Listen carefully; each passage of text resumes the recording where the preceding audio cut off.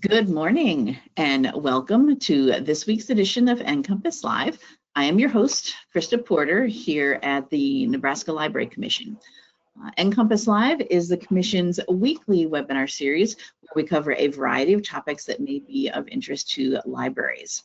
We broadcast the show live every Wednesday morning at 10 a.m. Central Time, but if you're unable to join us on Wednesdays, that's fine. We do record the show as we are doing today, and it will be available for you later to watch from our show archives. And I'll show you at the end of today's show where you can access all of our previous recordings. Both the live show and the recordings are free and open to anyone to watch. So you do not have to register for a show to be able to watch the recordings. They're just out there.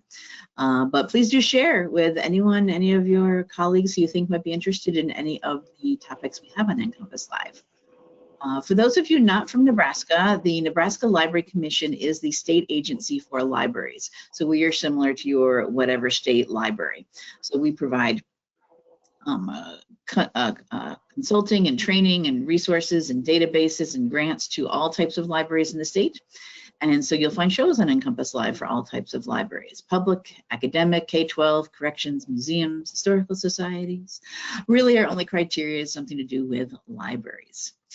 We sometimes have Nebraska Library Commission staff that come on and do presentations for us about programs and resources and services and things we're offering through the commission. But we also bring in guest speakers, which is what we have today. Joining us this morning is Karla Umland, and she is from the Stonington Free Library in Connecticut. And she's going to talk to us about doing library tours at your library and the great benefits you can have of that. So I'm just going to hand it over to you, Karla, to tell us about what you've been doing at your library. I see your slides. Are you clicking yes. slides, or are they just doing their own thing? Or well, they had a mind of their own, but I think I've control back. So okay. Thank you. Thank you so much, Krista. A wonderful opportunity. And how amazing is it that I am in Connecticut and I get to talk to people in Nebraska and all over who are logging in and tuning in, and I really appreciate the opportunity. And I know that we all learn from each other, so I feel like I'm going to learn some new things today too. So as Krista mentioned, I work in Stonington, Connecticut, and I'm the assistant director at Stonington Free Library. And I always wanted to be a librarian when I grew up, and I spent lots of time being a professional library patron. And I finally, at age 50, got my library degree and started working in libraries. So it's never too late. So I've learned that by inviting community partners to visit your library for a tour, you can show them all the amazing ways that libraries positively impact your community. And the tours are a small but powerful way that you can build relationships, gain support, publicize the library's programs and services. And I started leading tours as a way to orient new board members. And we got such a positive reaction that I decided to invite other people in the community in for tours. And we've invited everyone from our senators to our police chief. We have a little harbor. We're on the coast. The Harbor Commission came to one tour. So we've had a lot of people in to see behind the scenes at the library. And as a result, we've gained some new advocates, and people who already love the library have deepened their support. And I don't know if I can say it's a direct correlation, but the people who have come to tours have increased their giving by, like thousands of dollars. So I'm very pleased with that result as well. And the other nice thing about leading a tour is that it's free. You just need a staff person or a trustee who's knowledgeable about the library. And I kind of schedule it when it works for me, so it's very manageable. So a little bit about the library that I work at. It's an association library. So in Connecticut, that is a type of library that is not a municipal department. It's quasi-private, but it functions as the public library for the town. We have a combination of funding as a result of that. So we are 30% funded by the town, 30% funded by our endowment, and 30% funded by private fundraising. That's donations and grants that we apply for. We are a small, quintessential New England coastal town in Connecticut. Our town has kind of a greater area, and the library is in the heart of the town, which is like a village or a borough that has like a park in the middle and has the library and the church and all of those sort of old-fashioned town center type of places. Our service area encompasses the entire municipality, which is about 18,000 people. And we are small enough to be part of the Association for Rural and Small Libraries. Love ARSL, yes. Yes. And my slide doesn't want to move forward. There we go. So this slide shows us, you can actually see the town green in the center by the yellow arrow. That's where our library building is located. And all on the left, that gray is water. So we're in a very picturesque area. And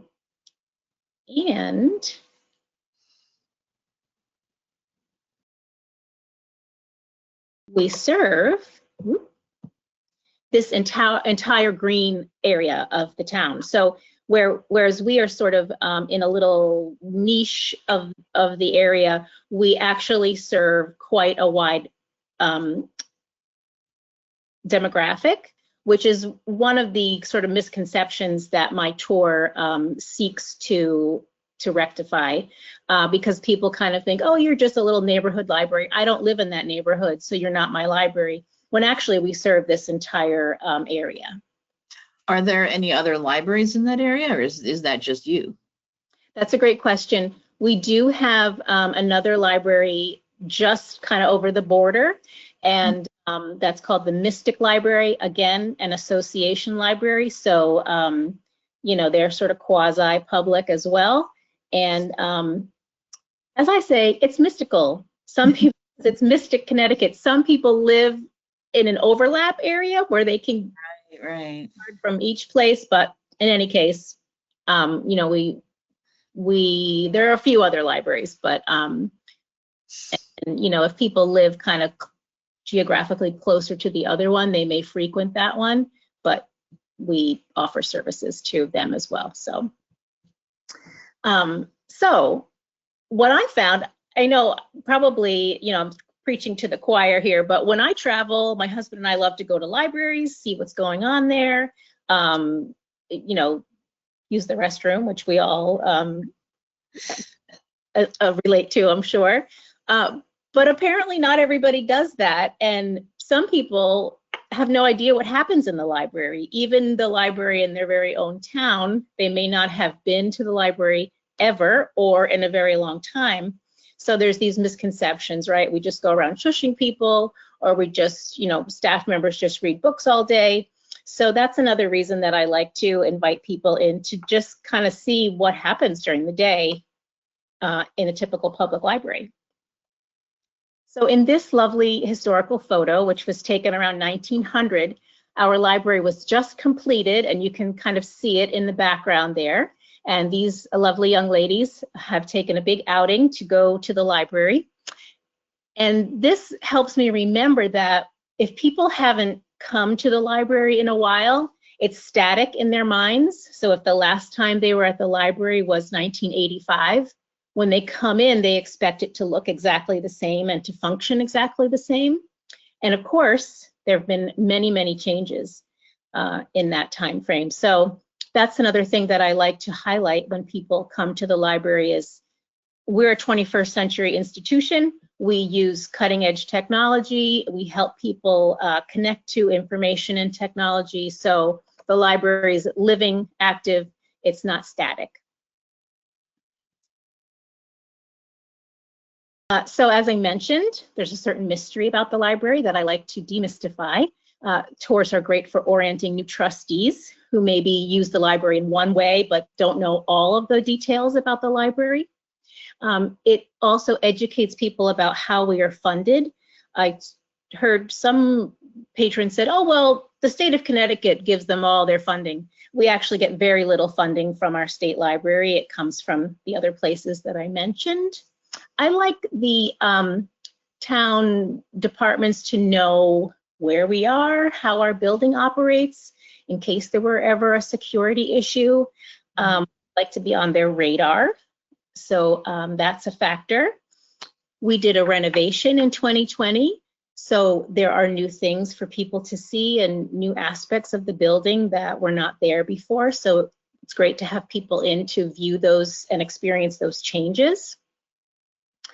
And I know this hardly ever happens, but sometimes there are detractors in the community who don't feel that funding the library is important. And my approach is invite them in, win them over. The library really is for everybody. So this photo shows one of my first tours, and we have town representatives here. We have a board of finance in our town, and we invited those members so they can see, you know, when we're asking for a budget increase, they can see what we're using it for. And one of our detractors also came to the tour, and he's in this photo. And I can say that now he is a donor. So that I consider a victory. There's a lot of information on this slide. I just wanted to show you what I send out when I am planning. And I will mention to everyone, so we do know, the slides will be available afterwards with the recording.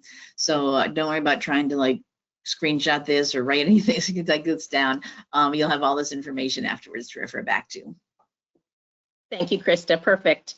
So the first step for me is pick a date, get it on the calendar. And don't overthink it, because there's never going to be a date that works for every single person that you want to be there. So maybe pick 2 dates if you want. But for me, it just helped me to say like, okay, we're going to aim for this date. This is it. And then I simply wrote an email, dear friends and community partners, thank you for your service to the community. We'd like to invite you for a 30-minute tour and chat at 2 p.m. on the date.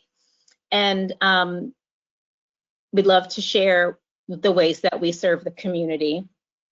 And so I started to think about who I wanted to invite, and I, you know, sent out a bunch of emails, and then people started replying, and I realized, oh my goodness, I have to keep track of who responded and when they can make it and everything. So it called for a spreadsheet, which has been working out great. And then I sort of track like when I contacted them, did they come to the tour? Do we need to find a different date? And most importantly, who are their admins and assistants? Because those are the people that control the calendar and decide, you know, what the representative or the community member attends and what's important. So I kind of try to keep track of all of that. And then once you get it on the calendar and you start getting your RSVPs, it's time to prepare. So what I did at first was I took myself on a tour, and I just walked around the building and thought about, what do I want these people to know? What has been coming up, or what are we asking for? What's kind of the topic that's top of mind right now? And then I just, you know, made some bullet points on I wrote it on note cards, but you could use whatever system you like, just some basic talking points. And another thing we put together is a folder with just collateral that we already have. I didn't reinvent the wheel or make anything special. We have our annual report. We have a bookmark with upcoming events. We have some brochures about using the library and our digital resources. So I just tucked those things into a folder, and then for each person. And then that I sort of feel like is an investment, in the sense that they can look at that later. It may land on a table in a conference room or in an office. Someone else may pick that up and say, oh my gosh, the library has hotspots. I had no idea. You know, so it kind of disseminates your library information and is a kind of a marketing tool in that way. I find that when I am trying to talk to a group of people, inevitably I get a tickle in my throat. So I just started putting stuff in a basket that I would want to carry around with me during the tour. So cough drops or hard candy, water, also my own library card so that I could demonstrate, you know, our self-checkout or anything like that where I needed to scan my card. And then there are certain areas of the library that are locked. They might be a staff area or a supply closet. So I just grabbed all the keys that I might need so that I wouldn't have to go back to my desk to say, oh, I want to show you this you know, area, but it's locked. So I just grabbed the keys. And I also bring name tags like those removable labels and Sharpies. Some people love having a name tag. Some people don't want a name tag. So I just give them the option. The morning of the tour, or maybe the evening before, I let my coworkers know. I don't want them to get nervous, so I don't tell them too far in advance, but I want them to be aware that folks will be walking through. And I just tell them, just be your wonderful self. We're just here to see what happens on a typical day, so you don't need to do anything special or anything different. And another factor is technology. We have the technology, and I would like to show that to people because that's another area where people don't realize the items that we have or the things that we use in a 21st century library. So I gather up some things and I charge them, and then I'll be ready at the end of the tour to have like a petting zoo where everyone can pick up the technology items and kind of see how they work. In our library, we have Chromebooks, we have Wi-Fi hotspots, we have something called Wonder Books, which is a picture book with an audio element, and you can push the button and it will read the story aloud. We also loan Switch Lite consoles and Switch games. And this is also an opportunity for my coworkers to teach me how these things work. So we kind of collaborate, and they like to help me pick out which items we're gonna show. And I get those all charged up and ready, either on a cart or in a box. I have those ready to go. So now, if you would use your imagination and join me on our tour. We begin outside in our seating area, and I will hand out name tags. If you would like to create a name tag, help yourself. Everyone will get a folder. And I started here in our seating area because this area illustrates how we collaborate with our local partners. We received funding to create this area through an ARPA grant, which those were given out during and after the pandemic. The town of Stonington administered that grant, so we applied for it and they granted us the funds. This area of the town is actually owned by the borough of Stonington, even though it's adjacent to our library building. So we asked and received permission from the borough to create this seating area. Individuals donated the tables and chairs and the lions. So that's been a very popular area. People can use this space even when the library's closed. They can access our Wi-Fi, they can gather, they can have a meal from a local restaurant. So it's really a gathering place and a co-working space that benefits everyone in town. Now we'll come around to the front of our building. And one of our most popular items is our dog stick library, believe it or not. One of our volunteers put this together for us, and lots of dogs bring their owners to the park around the library for a walk, and they like to either add a stick to the collection or take one out to play fetch. And you'll also notice a beautiful planter that was provided to us at no charge by the Village Improvement Association. So we're very grateful that they think of us and they give us a wreath to hang at the holidays, and in the summer they grace us with these planters. And then you'll also see a historic sign there. The library has a deep history, and during the War of 1812, the militia met here to make their plans to resist a British invasion. And so the Daughters of the War of 1812 helped us restore this plaque, which commemorates that history. And now we come up our new ramp, which makes the library accessible for all kinds of people, including me when I have too many bags and my coffee and everything. I really like this entrance, and I just hit that automatic door opener and I can easily get in the building. Our front doors are historic and they're beautiful, and they're sometimes difficult to get through. They're very much usable, but this entrance makes it easy for people who are in wheelchairs, who have walkers, who are using strollers to get into the building, and of course deliveries and other kinds of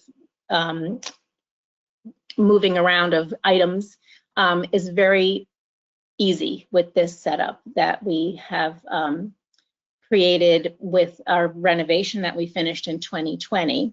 And that renovation included an elevator and two accessible restrooms. And again, it's a team effort. The state of Connecticut, the state library gave us a grant for some of that construction. The town of Stonington. We undertook a capital campaign, so many individuals donated for this renovation. And the Christopher Reeve Foundation paid for the automatic door opener button. So again, we work together with lots of community partners to serve the entire town of Stonington. That's a great way to show, because a lot of libraries are trying to be accessible, and it's hard sometimes when you have an older building that they weren't originally built. Like Carnegie Library, is yours a Carnegie or was yours a Carnegie? No, it's very similar though. Right. Yeah, I was gonna say it looks very much like, and that was the way to do them back then. But it's so great to see that you can still maintain the original entrance, original look, and respect that while adding something that does make it accessible as well. It doesn't have to be one or the other. Thank you. Yes, and as you can imagine, in this old New England town, it was very much a concern that the historic nature of the building was preserved. And while I can't take any credit for it, I think that the team, the builders and the contractors and the director and the grantors really did a great job working together to make the building maintain the beauty and then also make it very accessible. And I failed to mention that in this lobby, when you first enter the building through the accessible ramp, the accessible restroom is there, and then all this free community information and bulletin board. And there's no cost or barrier to get in and take this information. We don't even necessarily know who is coming in to get this information. So that's a way we serve the community as well. We just make all this stuff free and available. Community services, social services, all sorts of nonprofits can distribute their information here in the little side lobby. So now we enter our main reading room, and this is also our event space. So thankfully, during the renovation, my director had the foresight to get furniture that was all on wheels. So we can just wheel the items away, set up chairs for a auditorium style presentation, which we do often. We have lots of programs. And also people use this area as a workspace. They bring their laptops and will sit for the day doing either school or career work.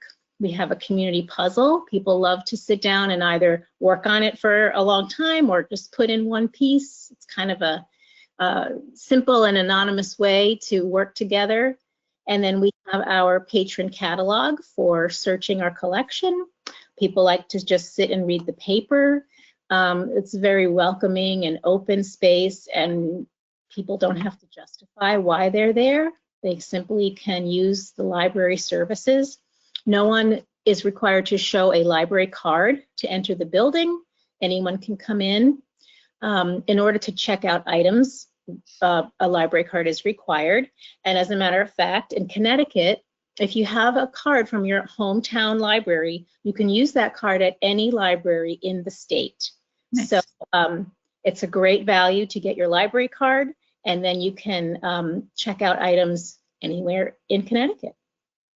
We also have these book shelves that have kind of a stepped display area, and that's also part of our renovation, and it gives us a way to feature different parts of our collection and to celebrate various holidays or to provide further reading material for the programs that we have. People often ask around this time of the tour about book challenges, and if we're worried or if we've ever encountered that. Book challenges are nothing new. So we have a policy in place where if someone's concerned about an item, they can fill out the form and explain to us what the item is and what their concerns are, and then that is then sent to the board, and the Board of Trustees will consider it, and then a decision's made. So we will not be taken by surprise if there's a book challenge, and we can handle it in a professional and pleasant way. We also have a gallery. We received an anonymous donation in memory of a staff member, and quarterly we change this exhibit and feature local artists or student art. We've also started an annual art contest, and then the winner of that contest, their image is used in our annual report. So this is a wonderful way to support the local arts community, to welcome people into the library who may not come into the library for other reasons, but if they want to see the artwork, perhaps their students or child has something hanging or a friend of theirs. So that's a great way for us to welcome the community in other ways, and also to showcase all the talent that we have in the community. As we all know, there's lots going on in the youth department, which is on our lower level. We have a story time area, and we find that after story time, the families stay and play and read books on their own. So our youth collection has something for everyone. We have stories and nonfiction and books that are many books in a series, picture books, board books, and we have our switch game program. So people can browse and borrow a switch game cartridge or a console if they don't have one, and they can borrow those for 2 weeks. We also have a teen room because we find that teens, they want to stay connected to their families, but they also benefit from having their own space and their own book collection to browse. So we have a teen room that's just adjacent to our youth department.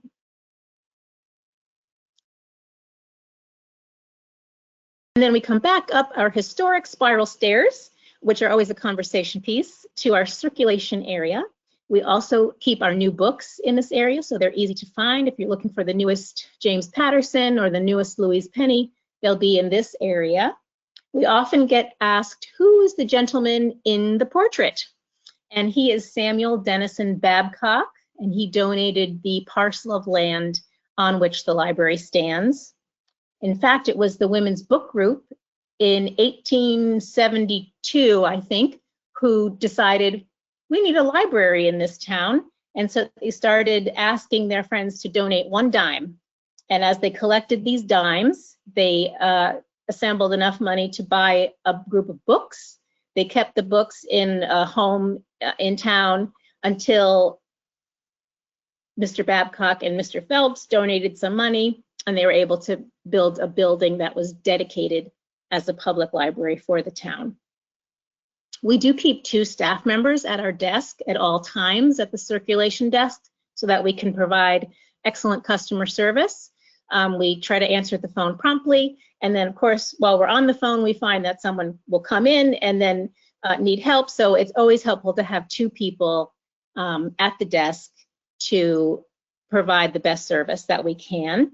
We also provide maps and local information in the summer. We have lots of tourists who come to the town and they're looking for walking maps or a recommendation for a place for lunch. So we act as a concierge in that way. And we also, in the summer, spring and summer, we have a seed library where people can take packets of seeds, plant them, and it's more of a seed giveaway. We don't expect anything in return, and they don't need to return the seeds, of course. So that's also a very popular collection. Our staff area is tiny. There's a lot going on back here. We do have some desks for single tasking. When at the front desk, there are some quiet moments, but it's very difficult to take on complex tasks because we're always available for the public. So we do have some desks in the back for requesting interlibrary loan books, cataloging new items for the collection, and so forth. Surprisingly, we get a lot of people who need to send faxes. So we have a fax machine, and we assist people with that. We have a number of laptops. Some can be checked out. Some are just for use in the library, and a lot of people come in using our computers. And we have a very small staff kitchenette, which has been useful also for various fundraising events that we do in the library. If we have hors d'oeuvres or snacks or want to make coffee, we find that this has been a great benefit to have the kitchenette and a microwave and a dishwasher and so forth.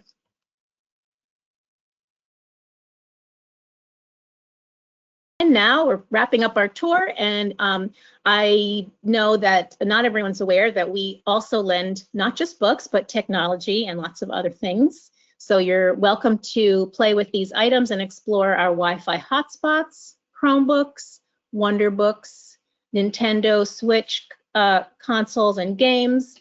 And then, of course, there's the huge collection that we cannot see from the building, which is our digital library. So through Libby, Hoopla, and Pressreader, we have access to millions of titles, books, audiobooks, newspapers, and magazines, and those are accessible from anywhere that you have internet. So that's a way that we engage our patrons even when they can't get to the library. Thank you for joining us on the tour. If you don't already have a library card, our staff at the front desk would be happy to set you up with one, and we can't wait to see you back at the library. So that's my tour. In this photo, you see me with my basket, as I mentioned, that I carry around during the tour. In the center is our children's librarian. We kind of walk around and meet different staff members. The woman holding the blue folder was on our Board of Finance, and now she is what we call a select woman or a selectman in town. That's kind of like a mayor. So we're so glad that we already gave her a tour of the library, and now that she has more influence, she knows all the great things that we do. And the woman in the foreground on the far left is the aide for a representative in Congress in Washington. So we're so pleased that she was able to come, and now she can share on a bigger level what we're doing. So my challenge to you is to think about who you would like to invite to your library and what you would like them to know. And you could just start brainstorming and thinking about how you'd like to do that. And of course, the wisdom is in the room, so any ideas or questions, I welcome. Yeah, awesome. Thank you, Karla. Yeah, and type into the question section in your libraries, who would you invite? Do you know in particular different people in your community, different people you think should know what's going on at the library? Or what are some things you would highlight in your library? So use that question section to share anything that you are doing, or if you've done something like this, share your tips. Do you have a question? And I'm not sure if you mentioned at the very beginning. I know you said about picking dates and whatnot, but how often do you do a tour? Is it like always a certain time of year, regular schedule, or? That's a great question. And as a matter of fact, on my to-do list is to schedule our next tour. So we don't have a regular schedule. We kind of do it as needed. One thing that's been sort of an outgrowth of these tours are tours for donors specifically, like as a stewardship activity. So board members kind of assemble the names of people they'd like to invite to those and work on scheduling those when they have a kind of enough people that are available to join that kind of tour. I need to schedule a tour because we have new elected officials that joined the town in 2026, and so they have not had the tour yet. So I'd like to do it in good weather so we can do that outdoor portion. I have made people go outside in February, and it made it quick. But you got hit by that storm, that winter storm that just came through the Northeast. Exactly. Yeah, I wasn't going to subject anyone to our current weather, so I'd like to do that in May. So we kind of, base it on the need that there is. Okay. And of course, yeah, weather, that's something everyone in various areas should think about. Here in the Midwest, we also get big plains blizzards that come through, but then also in the summer, we may have 100 and something degree weather. So spring and fall, yeah. Yeah, it's not safe to be out in that weather either. I know. Another note on scheduling is, it sounds obvious, but watch out for big community events, like maybe there's a parade on Founders Day or something. You don't want to overlap with that. So just aware of those big events. Of course. Someone just say they are curious about some of your marketing strategies. How do you go about spreading the word about, the tours? About the tours, yes, good question. So right now the tours are by invitation. We may expand that. I know some libraries I've spoken to do them like every Saturday morning, whoever shows up, they'll do a tour. So that's one option. I email the people that I want to invite, and in some cases they'll say, oh, I can't do that date, but I could do this other date. So then I work on that date, and then maybe I try to kind of make it efficient. So I invite as many people as I can. 6 to 8 people is a good amount for a tour.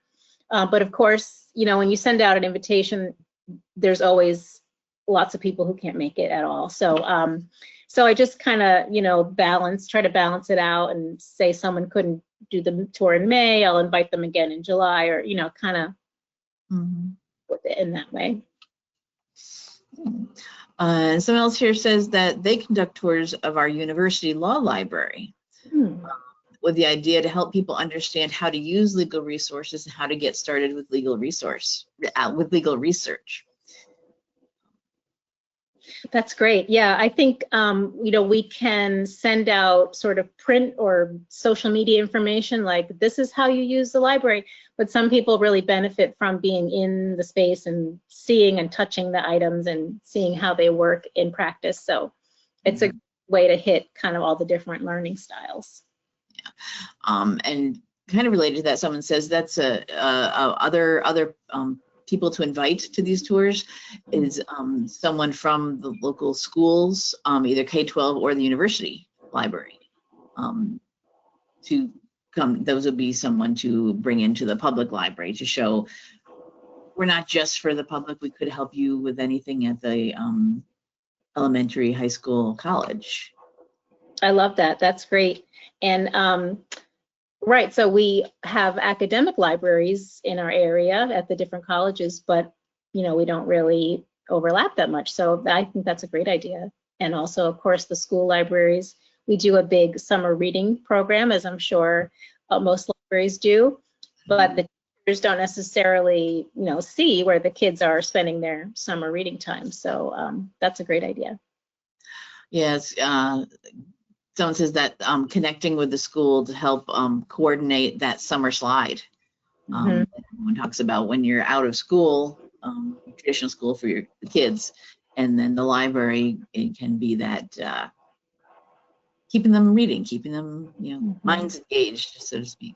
But if you coordinate that with the schools, someone says, yeah, that even can, better. Yeah. What other ideas do y'all have for doing tours Or has anybody else done tours like this of their libraries? I'd like to know. Type in that question section there. Yeah, and I'm also curious more about who you would invite. I like the school idea and the universities. The more I invite people, the more people I think of that might be interested. So I'm always open to more ideas. Yeah. Someone says businesses. I'm not sure if you mentioned that or at the beginning of ones that you did. Yeah, I don't think I did. That's a great idea. If you can, if you have like entrepreneurial type things in your library, like a maker space or something they can use, the fax machine, depending for business purposes. So who are maybe some business leaders in your community? Also showing that they can, then they will, like you said, support the library, maybe donate, maybe sponsor things as a result. That's a great idea. I know a lot of, so I call it bathroom gate. So in town, there's all these visitors and there weren't any public restrooms. So a lot of people would come to the library, which of course we're happy to serve that population. And some of the businesses would actually send people to the library and this, we don't have a public restroom, but you could go to the library. So that would be great. Like, let's get on the same page and help each other and kind of. Yeah. And here someone says, as a municipal library, I'm thinking of inviting other departments. Oh, sure. Other departments of your city. Yeah, invite the Parks and Rec, the police, fire, people like even like the city clerk or something who, handles your finances and say, this is what you're actually working for, doing. Yeah, that's a great idea. Because you probably have a unified HR department, I would imagine. So, so the more that they can learn about what you do at the library, the better it is for everybody.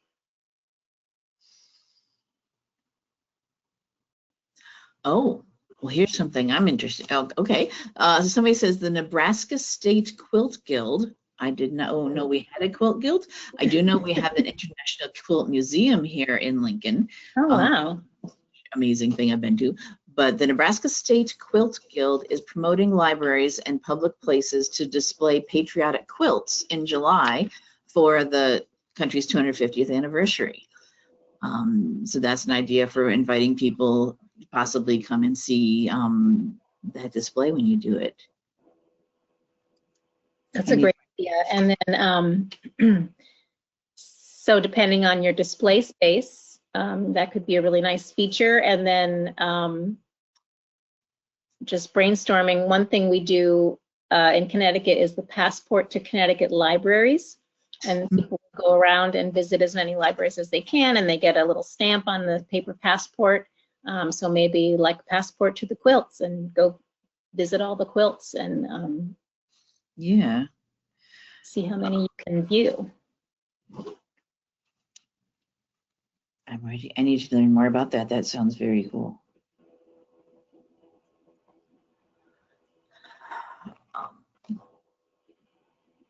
Let's see, anything else? Yeah. And there's a great history around quilts too, and you know, the way that they've been used and the way that they've been made historically. So there could be some coming around that your libraries might be interested in doing. It's definitely part of the United States history, absolutely. Yes, for sure. Yeah. It says specifically patriotic quilts, but any kind that just people telling their stories, telling their history. Yeah. Yeah.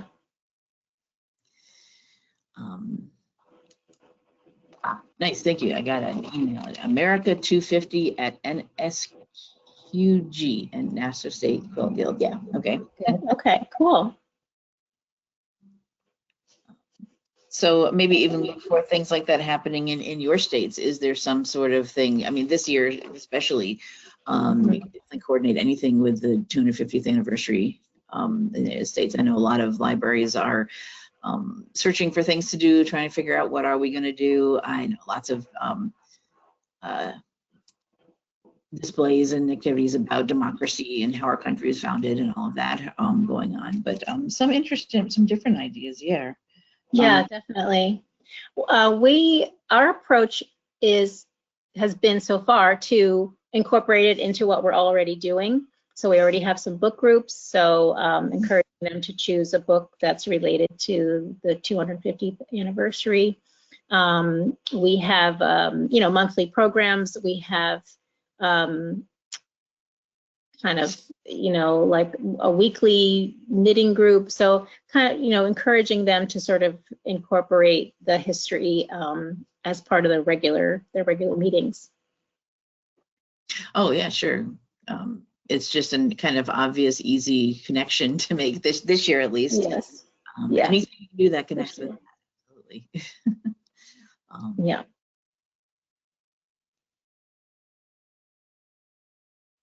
Any other ideas? Other organizations? State extension offices, someone says, like the Nebraska Extension we have here, yes. I know if you don't already have a connection with them, I know some of our libraries, the state extension does programming for them. But if you don't already have that going, reach out to them and see if they will. I know they do their own programming, but they can always do it in conjunction with the library. And just start, this is a good way. I know a lot of library staff, I think, are always trying to create partnerships, trying to get partnerships with all sorts of different organizations and groups and city departments or state departments. And how do you reach out and get them, to even think about doing it? Inviting them on a tour is a great kind of icebreaker. Yes. Yeah. Yeah, I think that's true. And so often we think, oh, we should do something with the Historical Society and try to figure out, and then it gets overwhelming. So if you just kind of have a few different representatives from different groups on a tour, that's a great start. And maybe that's all it is, and that's fine. They can then tell everyone how great the library is, or it could be the beginning of partnerships for programs. And also regarding the state extension offices, that could help with a seed library as well. They can help get free seeds, organize them, kind of partner with that. Yeah. Sometimes I think it's hard to get what is the program or project we could do with extension, but if you don't have to come up with that, just say, come and have a tour, come see what we do, and then maybe someone else will come up with the idea. Yes, there we go. And say, hey, I didn't know you did that. We do this and it's related. Let's work together. Yes, I love that. Sort of organic, no pun intended, organically comes about. Yeah, I mean, so many people on the tour, even people who we see in the library regularly will say, oh my gosh, I didn't know you had this. Like, I should be getting my audiobooks for free from you. Or, we have a typewriter. They're like, oh my gosh, that's so fun. You have a typewriter. And so it's always fun to be part of people discovering new things about the library. Mm-hmm. Someone says your arts council, your local arts council. You sort of, we have that here, and they may be referencing that. Nebraska Arts Council is doing a lot of specific programming grants to public libraries, something that they put out there. But if you're not sure if yours does, have them come and do a tour and see if that is they do a lot of, ours does some creative aging. I think it is something that's for people like 55 and older type, teaching them how to do, write a poem or do watercolor or sculpture or whatever. And they do it in conjunction with the library. But that's great. Yeah. I think just the idea is just think about anyone who even vaguely could does something community based. Just have them come do a tour. No pressure. Not trying to say let's do something together. It's just saying, come see what we do. Yeah, come see what we do. And it's great when it's sometimes hard to plan, but like if there's story time happening, that's really, people can be really impacted by that. Like, wow, you're helping these kids not only with literacy, but just to connect with their grown-ups and connect with other kids. And I think one time I was so glad that there were board members in the library at the moment when the crossing guard, who was outside of our building often, came in and said, "Can I please borrow a folding chair? It's raining and I want to sit under this awning while I wait for the kids." And of course we were like, yes, of course, you know. So I would never have thought to say, oh, and we also loan folding chairs. But it was a great moment for everyone to see, like, this is what we do. Wow. Yeah. You just never know what's going to be needed. Yeah. Exactly. Exactly. All right. I don't see any other comments coming in. Anybody have anything else you want to share before we wrap things up? We're almost at the top of the hour, perfectly on time here today. I love that. Well, and I want to say thank you to everyone. I have now a whole new list of people to invite for tours. So it's very exciting. All right, so thank you so much, Karla. Yeah, this was great. Thank you for taking us on a tour of your library. Maybe someday we'll take a in-person tour. That would be amazing. Yeah, everyone's welcome at any time. But this is some great, I think, lots of good tips and ideas for people to do this on their own if they're just, you know, unsure about how do I even get started with something like this. I've never done this before. Perfect information. Yeah. Yeah, if I can do it, anybody can do it. Gotta start somewhere. Yes. All right, I am going to bring my screen up here. So there we go. So we can do, got some thank yous. Thank you so much. This is great info. Lots to think about and great ideas to implement. Yes, I agree. Absolutely. All right. So thank you so much, Karla, for being with us today. You mentioned ARSL, and we're really glad to have you come on kind of through there. We are huge supporters of them too. So thank you so much for sharing what you're doing at your library. Thank you, and thank you all for all the good work you're doing. And I know libraries are going to change the world for better. And thank you everyone for sharing so many great ideas. Yes, I love getting a lot of conversation going here too. So got some great ideas tossed out there. So thank you. So thank you everybody for attending. As I said earlier, we are recording the show and it'll be available by the end of the day tomorrow, as long as GoToWebinar and YouTube cooperate with me. If you use whatever is your search engine of choice and type in the name of our show, NCompass Live, you'll find our main page, which is here. These are our upcoming shows. And then right underneath that is a link to our archive shows. Our most recent ones are at the top of the page. And so today's will be there. Like I said, by the end of the day tomorrow, there'll be a link to the recording on our YouTube page, and then a link to Karla's slides, which, did you send them to me or do you still need to? I always forget. I will do that next. Okay. Yeah. Cool. Yeah, so she'll send them to me and then you'll have those available as well. Everyone who attended today's show and registered for today's show will get an email from me letting you know when the recording is available. We also post out to our social media. We do have a Facebook page for NCompass Live where we post reminders about upcoming shows and when our recordings are ready. So we'll push it out there as well. We use the hashtag, a little abbreviation of our show name, NComp Live, to post anything on here, on the Library Commission's Instagram account. Locally here in Nebraska, we also have a mailing list, so I will send an email out there as well. On our archive page here, you'll see there is a search feature. If you want to see if we've done a show on a particular topic of your interest, you can search and see that. You can search the full show archives or just most recent 12 months if you want something just current. And that is because this is our full show archives, and I'm not going to scroll all the way down because, as you can see, this is a pretty huge list. But this is our show archives going all the way back to when NCompass Live first premiered, which was in January 2009. And if you do the math, that means this is the 18th year. 2026 is the 18th year of NCompass Live. I've been doing it for that long. And we have our full show archives here.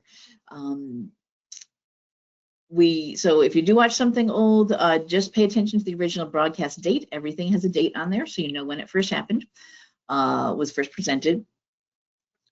Some of the shows we find to watch stand the test of time, still be good, useful information, but some things will become old and outdated. Resources, services may have changed drastically. Links might be broken. People will work at different places than when they presented for us. So just pay attention if you're watching anything older. But this is something libraries do. We keep things for historical purposes, and as long as we have a place to host all of our show archives, which right now is the Library Commission's YouTube channel, we'll always have them available for you out there. So please do check out the show archives. All right, so upcoming next week, we're taking the week off, taking 1 week off, taking a little break, doing a little behind the scenes updating of the software and show. But we will be back on March 18th to talk about modernizing a small library on a small budget, systems, culture, and community in year 1. This is the Tolono, Illinois Public Library District, and Travis Givens will be with us on the 18th. Is that what I said? Yes, March 18th to talk about that. So please do register and join us for that. I've got other shows I'm starting to fill in here, as you can see, even into April. So keep an eye on our schedule here for what upcoming other shows get scheduled, and join us. But we'll see you back here in 2 weeks. Thank you, everybody. Bye-bye. Thank you. Have a great day.